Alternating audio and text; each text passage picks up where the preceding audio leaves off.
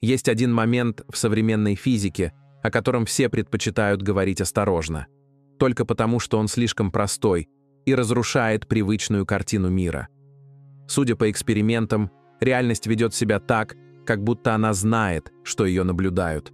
И самое странное, она реагирует раньше, чем прибор успевает что-то зафиксировать.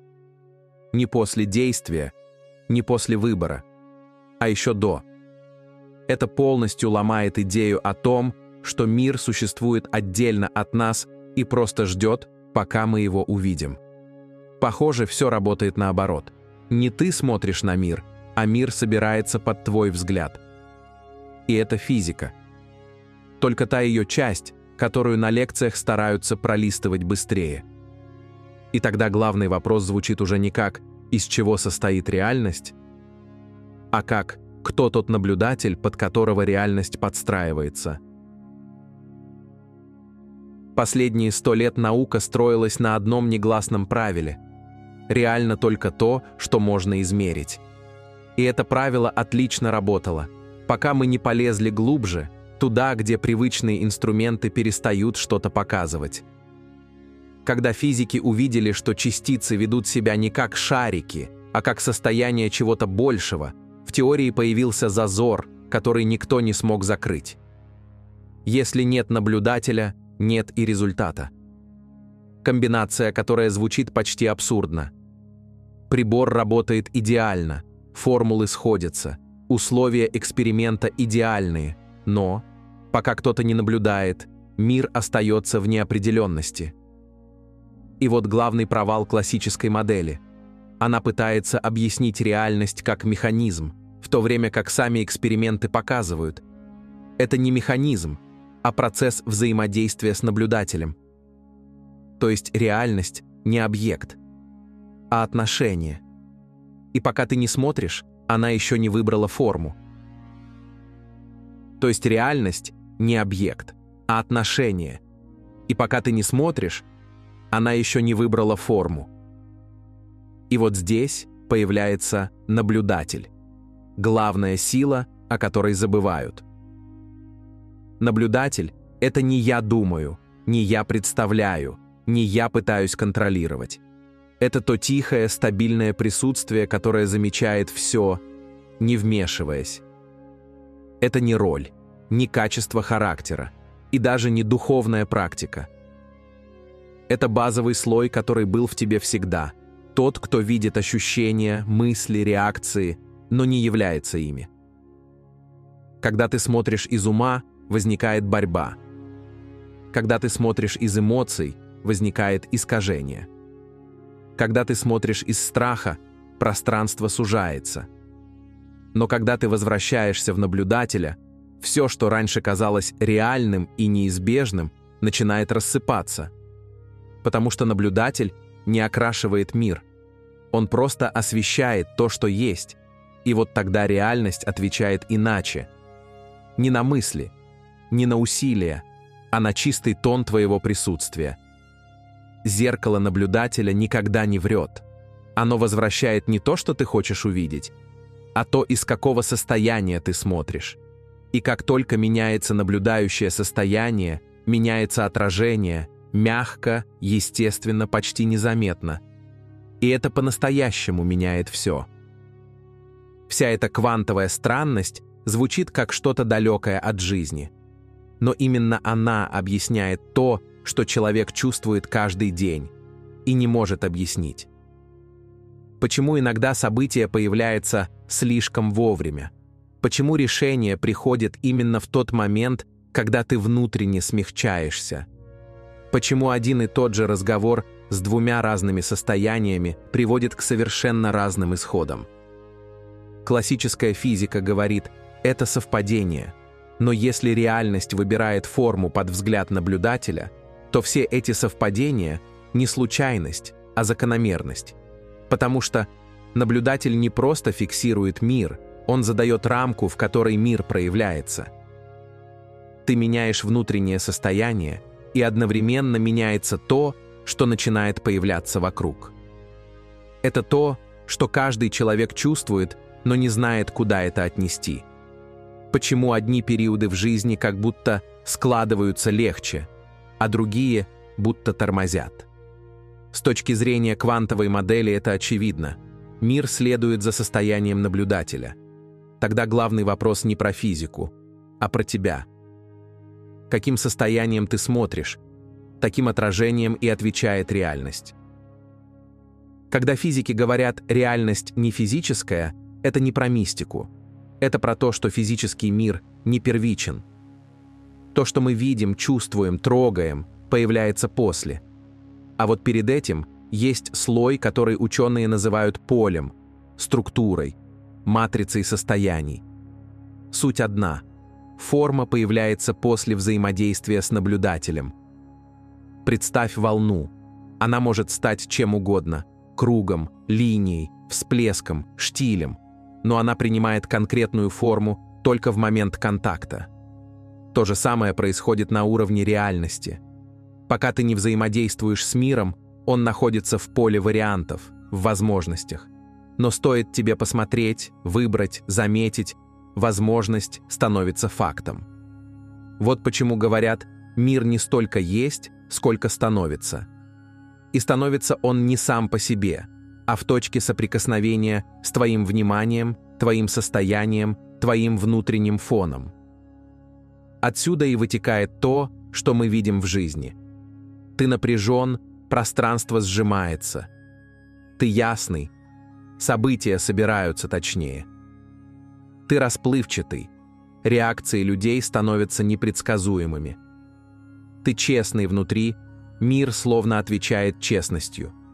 Не потому, что Вселенной есть дело, а потому, что она проявляется через твой способ восприятия. Вот что значит реальность не физическая. Она не жесткий объект. Она процесс, который происходит между тобой и миром. И поэтому меняется все, когда меняешься ты. Федерико Фаджин не мистик, не гуру, не эзотерик. Это человек, который создал первый микропроцессор в мире. Человек, который знает, как устроена логика машин глубже, чем кто-либо. И именно он говорит то, что наука долго боялась произносить вслух. Реальность не может быть объяснена только через материю. Физический мир – следствие, а не причина. Почему он так утверждает? Потому что, построив весь фундамент современной цифровой цивилизации, он столкнулся с пределом, который невозможно обойти. Механическая модель мира ломается, когда речь заходит о сознании. Компьютер может обработать данные, но он не знает, что эти данные значат. Он может сгенерировать фразу, но он не ощущает смысла этой фразы. Он может имитировать разговор, но он не переживает опыт. Фаджин показывает, алгоритм может копировать структуру, но он не может создать переживание. Почему? Потому что переживание – это не информация, это состояние поля. Это контакт с реальностью до формы. И самое интересное начинается здесь. Фаджин говорит, что человек – это не тело, которое производит сознание. Человек – это поле сознания, которое использует тело как интерфейс, как оператор использует дрон. Тело видит ограниченный спектр. Сознание видит гораздо шире. И когда тело выключается, сознание не исчезает, оно просто теряет канал. Такой взгляд меняет все. Если сознание не возникает из материи, значит материя возникает из сознания. И тогда вопрос, что такое реальность, перестает быть философией. Он становится вопросом о том, как сознание выбирает одну возможность из тысяч, ту, которую человек потом называет «моей жизнью». Это ключевой поворот. Наука искала смысл в материи, но смысл внутри наблюдателя. И когда наблюдатель меняет состояние, меняется и то, что он воспринимает как реальность. Сознание не рождается в теле. Тело – это только инструмент, через который сознание выражает себя в плотном мире. Когда это становится исходной точкой, вся человеческая реальность перестает быть загадкой. Она становится логичной, цельной и объяснимой. Опыт внутреннего знания, интуиции, предчувствий, тонких откликов – это не сбой биохимии.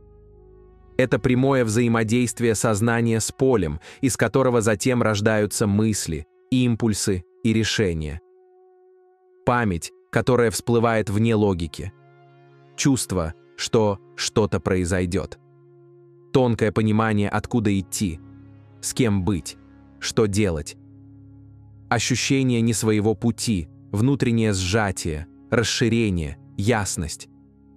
Все эти явления никогда не были побочными продуктами нейронной активности.